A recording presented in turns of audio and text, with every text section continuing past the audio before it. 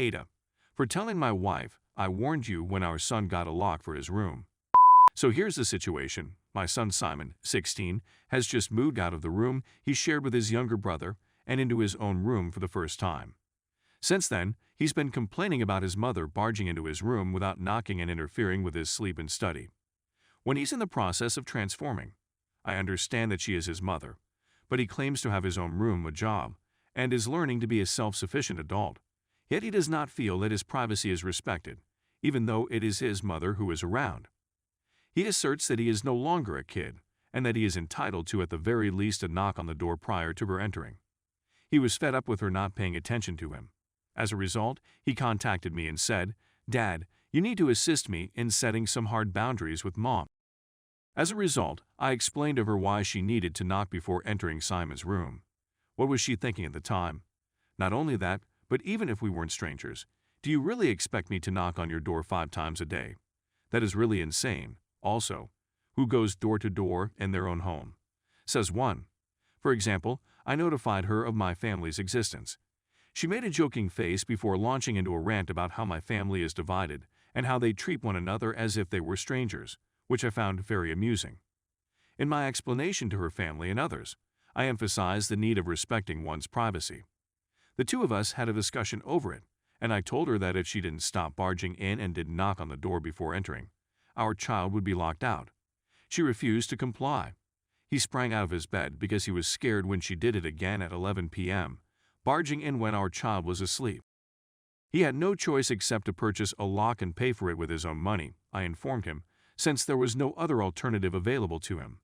When my wife saw it, she became upset, and my brother happened to be in the house at the time when she was raising her voice at me, questioning whether I really went ahead and got a lock for Simon despite her disapproval, and saying that I caught her off guard, which is not okay because it teaches our children that they can manipulate one parent into doing what they want, which is not okay because it teaches them that they can manipulate one parent into doing what I assured her that Simon, not me or B, was the one who had obtained the lock.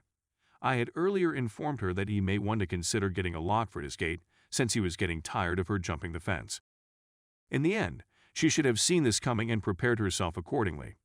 When she was defending herself, she used the same arguments she had previously used, stating that locks represent secrets, which is not a good thing. My brother was sitting close by, listening to her moaning. When he persuaded her to let Simon have the lock and indicated that it wasn't a big deal, she exploded and began ripping him apart. We were no longer able to communicate with her until we removed the lock, which I have no intention of doing at this time. Was it my fault that I took such a stance? Story 2. AITA for not letting my nephew who recently came out live with us after getting kicked out. His father was not happy when Tyler, my 18-year-old nephew, came out this week, and he was not the only one. My sister asked if I would be willing to allow him to stay with me until her husband had calmed down and allowed him to come back in with them. Because of his previous behavior and the fact that he has been a bully to my son 15M since they were children, I have no relationship with my nephew at this time. Tyler never appeared to grasp the concept, which we tried to teach him many times throughout the years. I limited my interaction with them since my sister didn't do anything because she had a boys will be boys attitude toward them. Tyler then turned on my child on social media the next year. In the months leading up to it, my child had gone through something terrible, which I will not go into detail about here, but it had left him feeling quite anxious about going out. A pleasant post about going to the grocery store by himself for the first time in months, without suffering a panic attack, was shared on social media by him. Tyler selected the term to describe him, questioning, why is he getting so worked up about something so stupid and insignificant? Tyler was well aware of the difficulties my child had been through, so I addressed him right away. He refused to apologize since, in his perspective, he was only amusing himself by giving him a hard time and did not want to hurt him in any way. This time, I advised my sister Tyler to maintain a safe distance between herself and my son. It makes no difference to me that Tyler is in close proximity to him because of this new predicament. I am unable to put my faith in him, despite his promises that he would not do anything. He's done it before while I'm not around, and I didn't realize it until my child pointed it out to me. That is why, at this difficult and sensitive moment for him, I'm writing to you. I seem to be acting in a jerkish manner toward him. My wife and I decided that we could assist him in finding a place to stay, our other relative lives a long distance away, and he is still in school, but that we would not be able to accommodate him in our house. Tyler is required to be with family at this time, and the situation at their house is difficult, so she declines. She's working to de-escalate the situation as much as she possibly can. However, she believes it will be a long time as her husband does not want him back in the house. If things had turned out differently, I would have welcomed him into our family in a heartbeat if the circumstances had been different. However, I will not agree to it if it means placing my child in risk of being bullied. Because of Tyler's current situation, my mother feels I'm not being a good uncle, and in a hole. Despite the fact that Tyler has been cruel to my child and has tormented him. It's a far more severe situation than that. Despite the fact that they are both on us about it, we have to refuse. Are we acting in a jerkish manner? Update. It seems like my sister and Tyler have deceived me, or at least came close to duping me. My mother maintains that she was unaware of what was going on, and she is now furious with them as well. I had the opportunity to speak with my BAL, Tyler's father, over the weekend because, despite Tyler's heinous behavior, I was appalled by any parent who would forsake their child because of their orientation.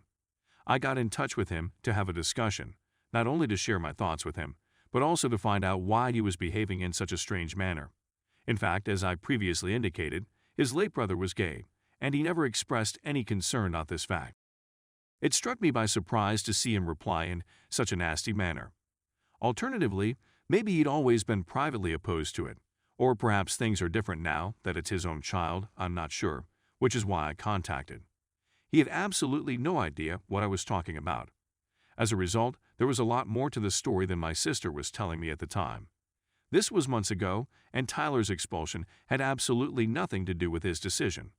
I have my doubts since it seemed to me that he was striving to act innocent in order to avoid getting spit on by others, until he went to my sister and asked her to tell him exactly what she had told me, and she did so without hesitation.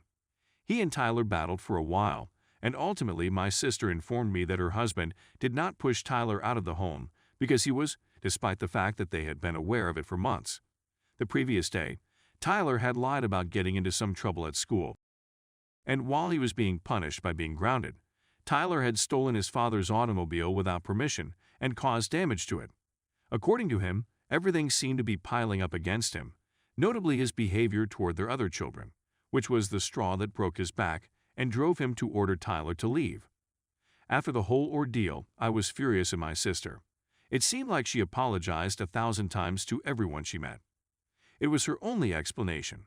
She was eager for Tyler to have a place to stay and hoped that the entire LGBT problem would cause me to reconsider my decision until her husband calmed down and enabled Tyler to return to the country.